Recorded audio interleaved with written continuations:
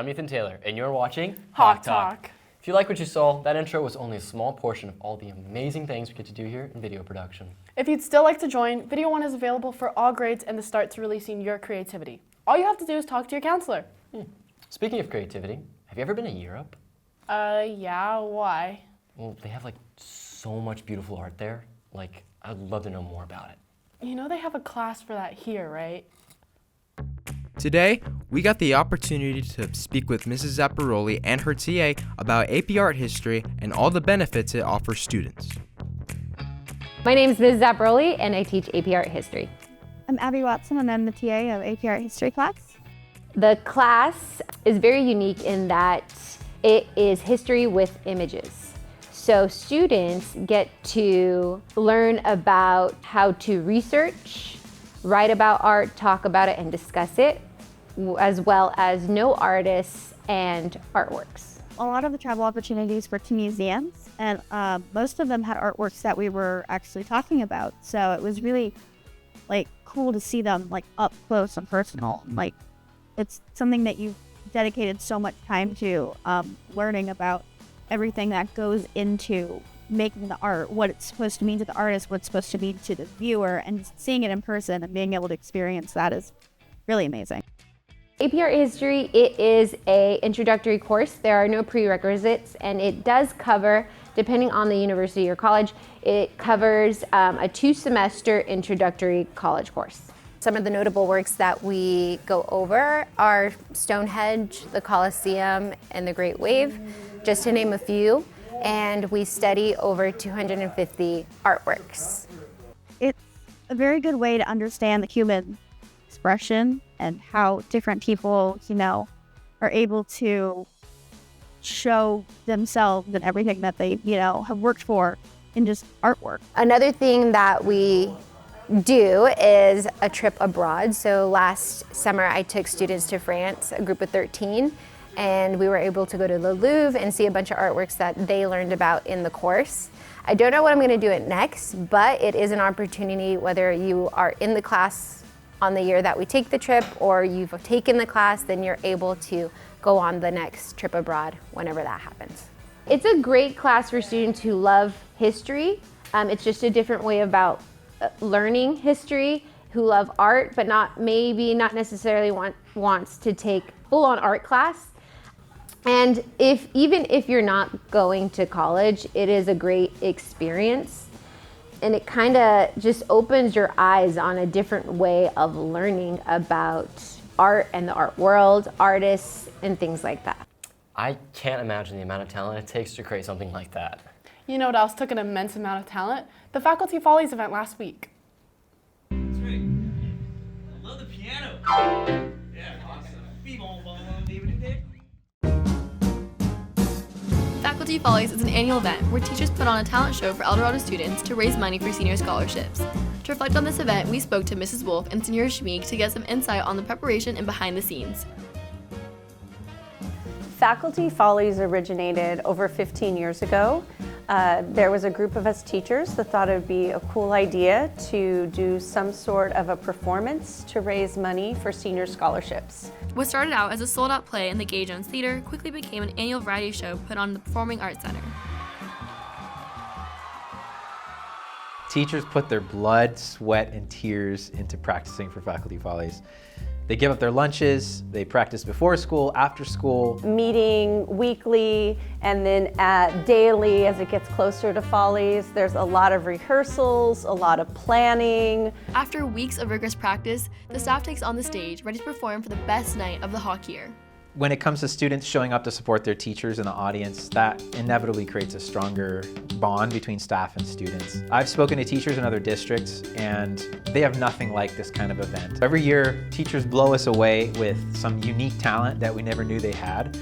Think of this event like America's Got Talent, but just way more epic.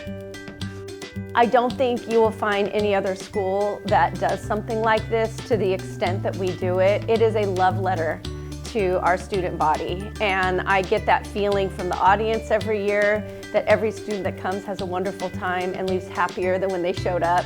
And I really look forward to those moments that we have, and that first moment before every performance is so special, where we just really acknowledge what a special place El Dorado is. From the whole student body to all of our faculty at El Dorado, we want to send a huge thank you for putting on a great show every year, and we cannot wait to see what you guys have in store for next time.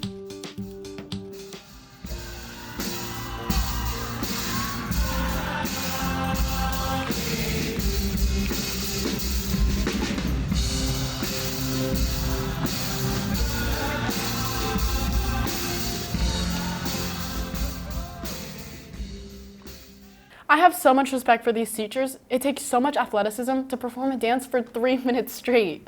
Speaking of which, why don't we check out our spring athletes? Hi Hawks, welcome back to Jock Talk. I'm your host, Mitchell Jones. Jake is once again not present at school, so he will not be joining us today.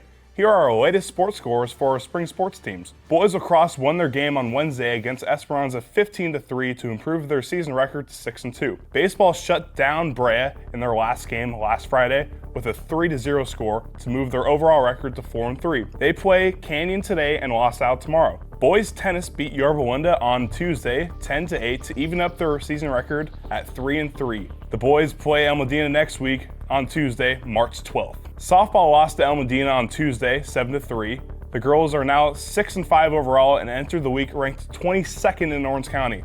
They hope to bounce back at Catella tomorrow. Boys golf lost their first match of the year to Foothill on Tuesday. They will tee it up again on Monday against El Medina. Girls beach volleyball lost to Esperanza 2-3 on Wednesday. They will play again this afternoon at Fullerton College. Boys volleyball won 3-0 against Foothill on Wednesday. They are 10-4 overall and play tonight at home against Yorba Linda. Girls lacrosse won their division at the Rose Bowl tournament this past weekend, but lost on Tuesday against Foothill, who is ranked number 1 in California. Their overall record is 6-3, and they entered the week ranked 29th in CAF Southern Section overall. Their next game is tonight at home against La Salle. The boys and girls swim teams both lost to Canyon Wednesday, giving the overall record of 1-2 for the girls and 2-1 for the boys.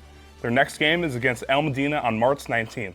Now a special story on the Juarez siblings. These are the Juarez siblings. They're a pair of El Dorado students on the Hawks wrestling team who have become the first El Dorado sibling duo on the same team to advance to the state level. It feels great. It's really exciting to reach new accomplishments that no one has before. I'm really appreciative of everyone that's put a lot of time into me. However, their introduction to the sport of wrestling didn't come so naturally. We kind of choose to do it. Our friends kind of made us, but along the way we've grown to love it and enjoy it. We both played soccer like our whole lives growing up, and then we kind of just both got bored of it, and then wanted to try something new, and then wrestling just kind of happened, and I'm glad it did because I ended up loving it so much. But they still certainly share a sibling dynamic on the wrestling mat. Whenever we practice together, we kind of fight, and she doesn't like that I got better than her.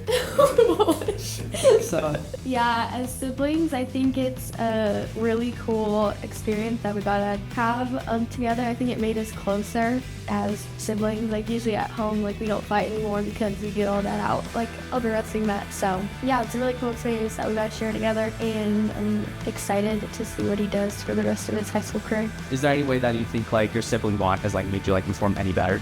I think it has. I think that as partners, we're able to really focus on what we need individually, and we're able to help each other. And when it gets frustrating, we're able to motivate each other, not let a bad practice or bad day get in the way of a good practice.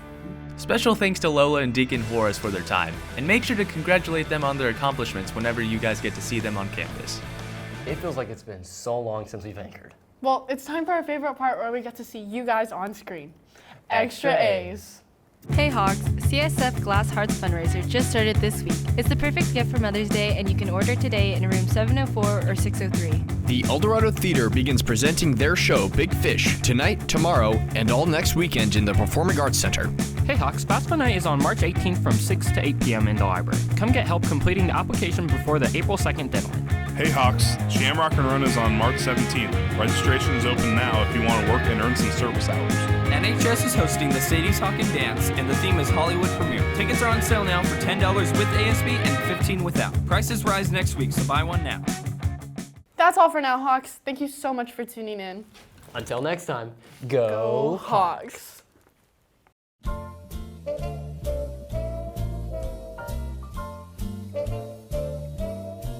Somewhere beyond the sea, somewhere waiting for me, my lover stands on golden sands and watches the ships that go sailing.